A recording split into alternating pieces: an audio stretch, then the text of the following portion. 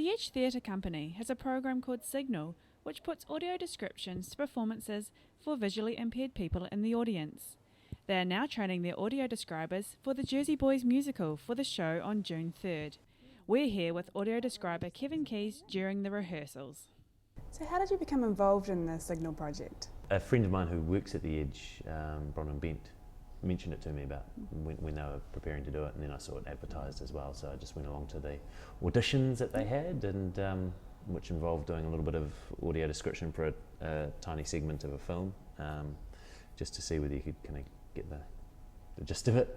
And what was the most challenging part of your training? It doesn't really change actually. The most challenging part of the whole thing is that you're trying to work out the mechanics of the whole thing, and it's like a puzzle. We trained with a recorded stage version of a production, and I guess you just learnt through that more and more what was interesting and what wasn't, and what to leave in, what to leave out, you know. For Jersey Boys, when you're preparing the audio, what sorts of visual cues are you focusing on? Things that add, either important to the story in terms of developing the story, that's something that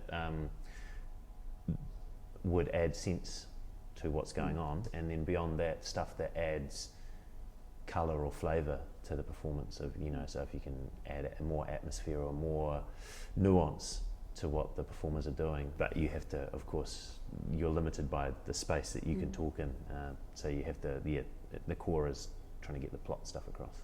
And what's the most surprising feedback you've received so far?